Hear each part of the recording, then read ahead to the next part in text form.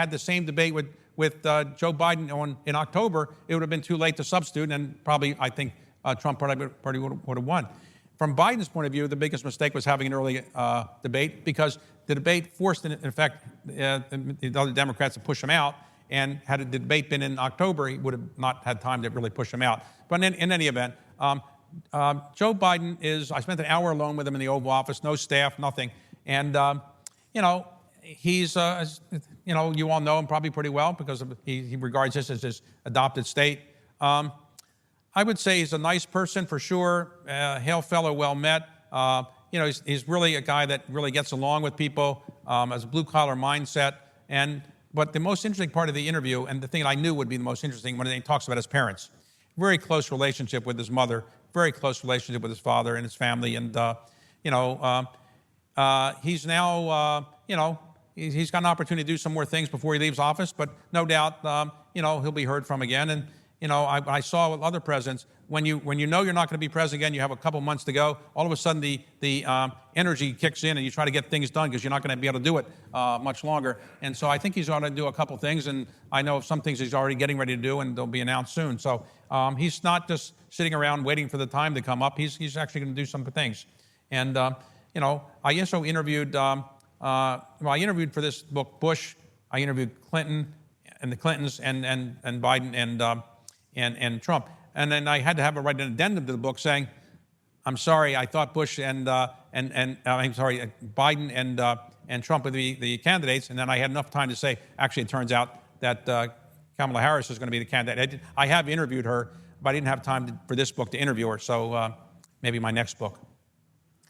That fact that Biden's relationship with his parents was most interesting comes throughout the book, and throughout the book you illuminate the fact that the relationship of all these presidents with their parents is so crucial. Well, it's time for closing thoughts. You say at the beginning and the end that you wrote the book because you hope, first of all, that your enthusiasm for the presidency is infectious, and it is. I just couldn't put the book down, and I know the audience has loved the stories. And you hope to spark people to learn about American history. Why is it important for citizens to learn about the history of the presidents in a democracy?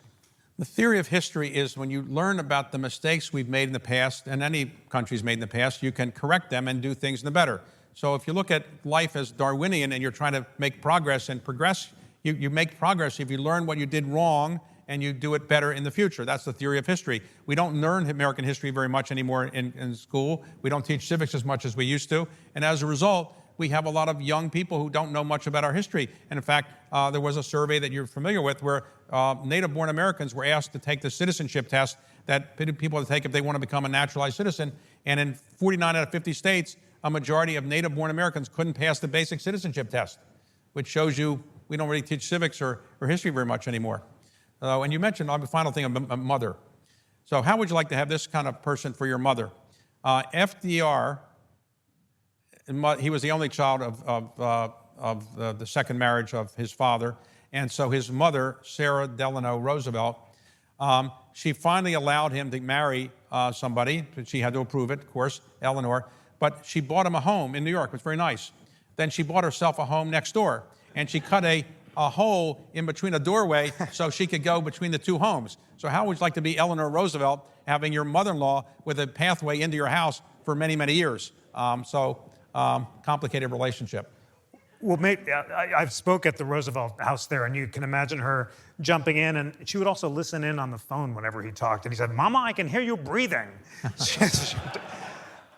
David, you do end by saying that the reason to keep going, what keeps you young, is having something to get up for, having a mission. And you also say the most important thing is what your parents would think about what you've done. I know your parents would be very proud of you for writing this book and for all you've done to inspire Americans to learn about history. Please join me in thanking David Rubenstein. Thank you. Thank you.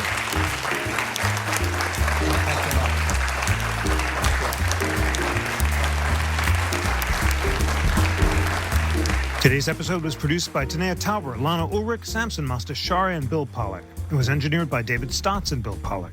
Research was provided by Samson Mastashari, Cooper Smith, and Yara Durese. Friends, September 17th is Constitution Day, the most exciting day of the year at the NCC in a month that's had a lot of excitement, as many of you know. On Constitution Day, we're going to have a wonderful series of programs. Justice Neil Gorsuch will be here for an evening town hall.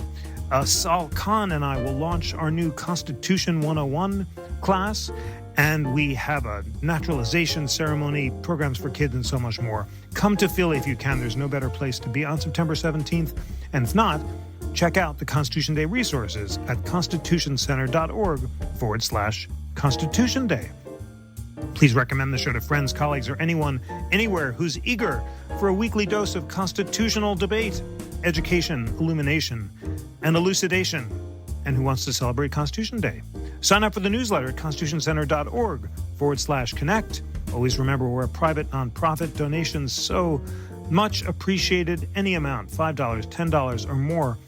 In honor of Constitution Day, please go online and say you're making a gift, small or large, in honor of Constitution Day.